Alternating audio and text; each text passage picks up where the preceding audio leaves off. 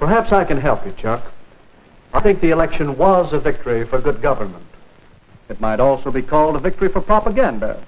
But that would have been equally true if our opponent had won. But how can you study it? Well, you can begin by investigating the techniques of propaganda. Here, I've listed some of the main ones. Glittering generalities? What is a glittering generality?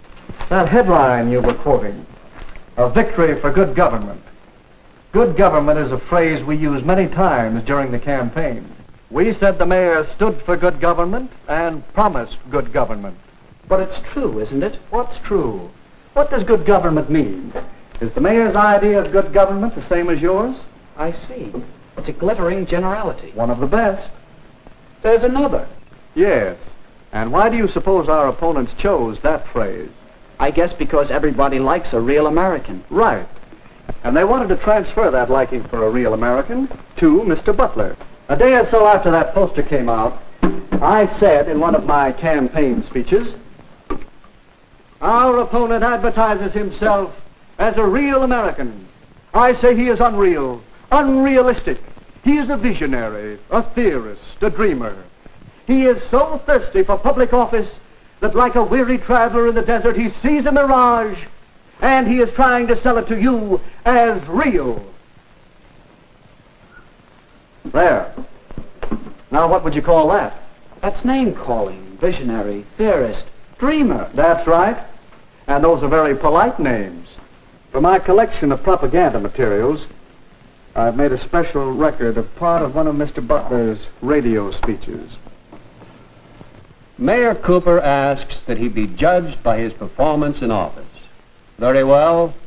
Let's ask him who was mayor when the municipal waterworks fell into such a state of disrepair that the whole town was without water for 2 days. Let's ask him. But no, let's not. It might embarrass him. That's what we call card stacking. Cooper was mayor when the pumping station broke down, but it was the men in office before him who allowed it to get into such a rundown condition, and it finally gave way before he could get anything done. And card stacking is choosing some facts and leaving out others and arranging them to suit your purpose.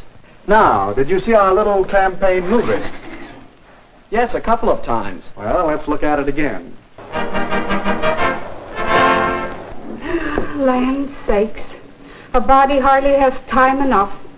The house to clean, and the washing to do, and the men folks to feed.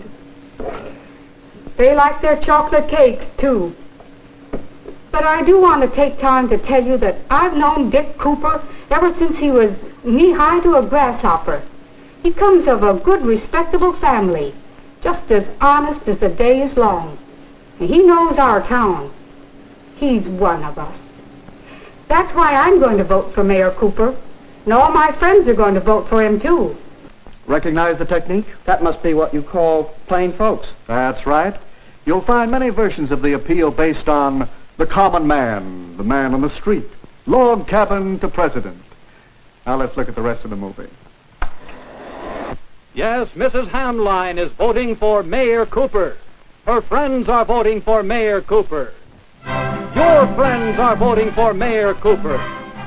The people know what they want, and what they want is Mayor Cooper. Don't you be left behind.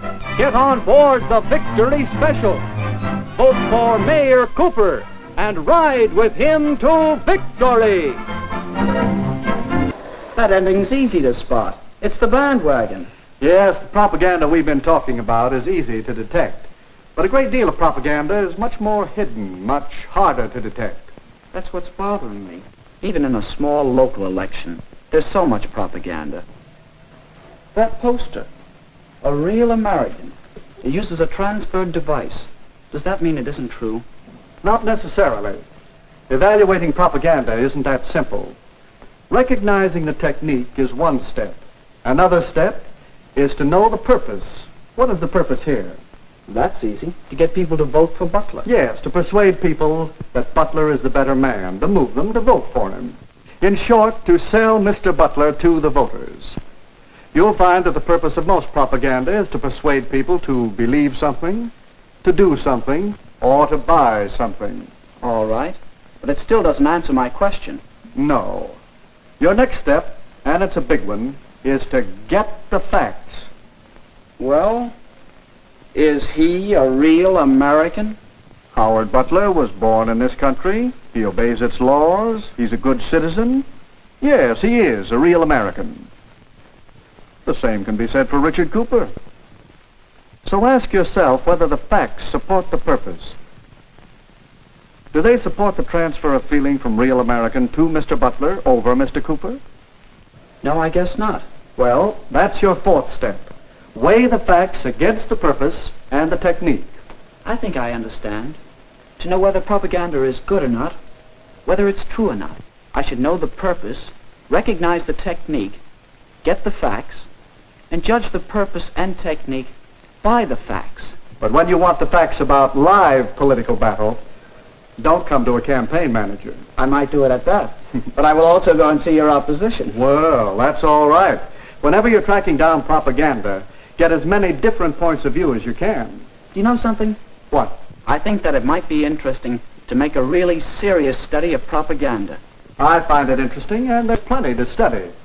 Here I have just a few of the many books on the subject.